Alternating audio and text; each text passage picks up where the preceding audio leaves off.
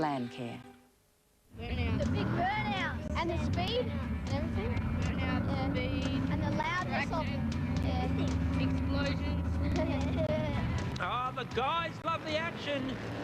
And this is the action they've come to see on Marlowe's Drag Racing, coming at you, the Nitro Funny Cars. Graham and Lloyd Jones, Southside Engine Centre funny car on screen right now. 5,000 horsepower available under the foot. If Lloyd decides to get angry with it, he'll give it a stomp. Now, Graham was marking the track exactly where Lloyd has performed his burnout. And the car is being backed up onto those burnout marks. Alan Dobson driving Alan Green's green machine, going through the same procedure. And both teams want to line their cars up straight. Green man looking at it all very, very carefully.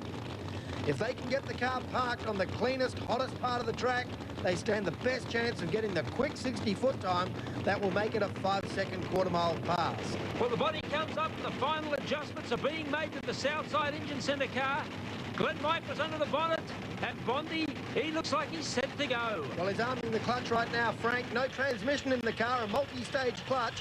When Lloyd stomps the throttle, there'll be 5,000 horsepower available, and the clutch will let it out. Down through the drive shaft, 1,000 horsepower at a time in 5 or 6 or maybe 8 increments until the crew chief is sure the car is going to hook up on the track.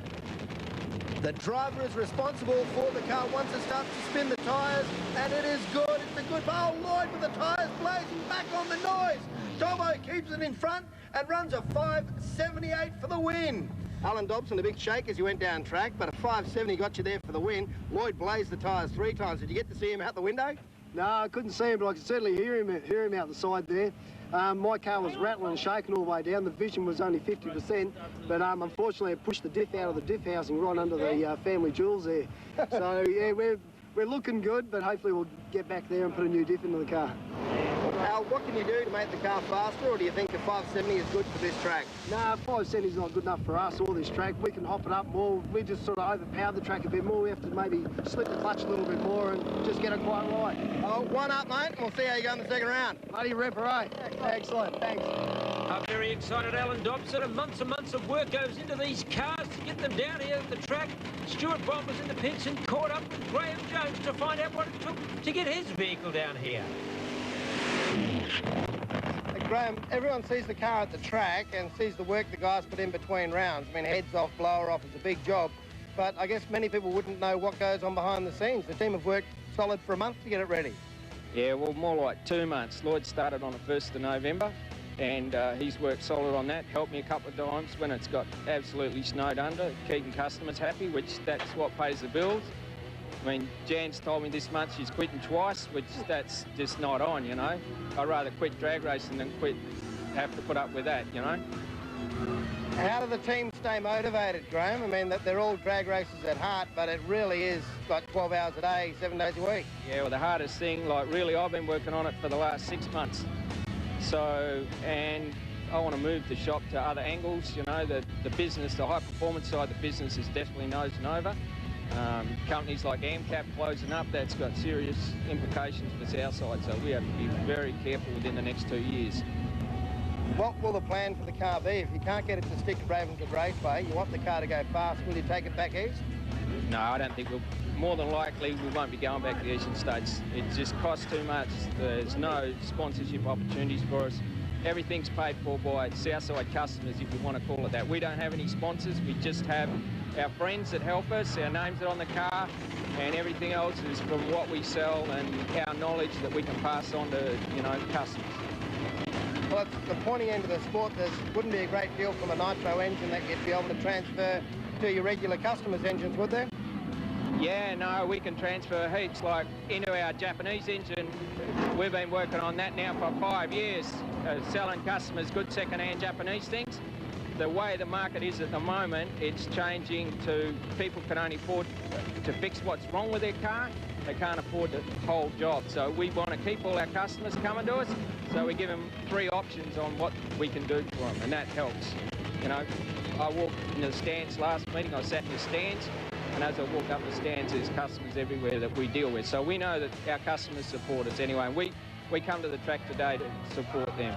Alan Green, racing a car like this at the racetrack, I guess a lot of people think you come down, you do the laps, you do the maintenance in between rounds, but it really is a much bigger job. How long have you been preparing for Boxing Day? Virtually since the last time we raced down here. It's taken us 9 months to get the car back on the track.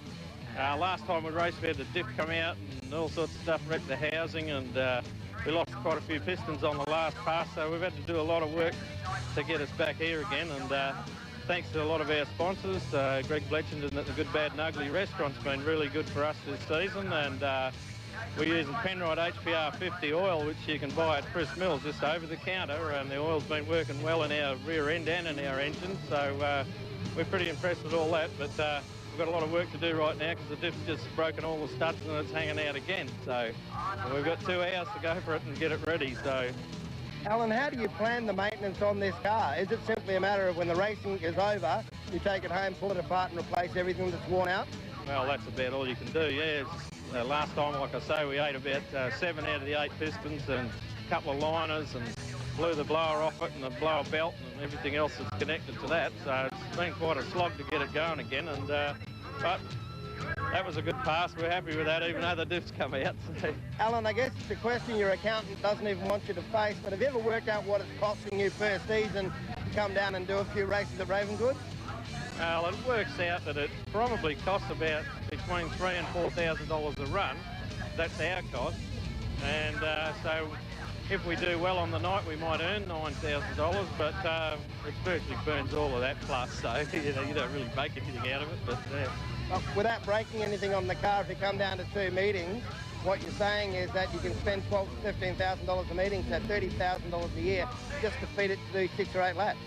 Well, you could do, yeah. It wouldn't be hard to burn that amount, but we've been pretty sort of tiptoeing along with it, so not trying to burn parts up, and we could probably get more performance out of it, but at the moment it's mainly to get the car down the track, and we wanted to test this clutch system today and track conditions as well, so we got down without tyre smoke, which is good, so that's the start.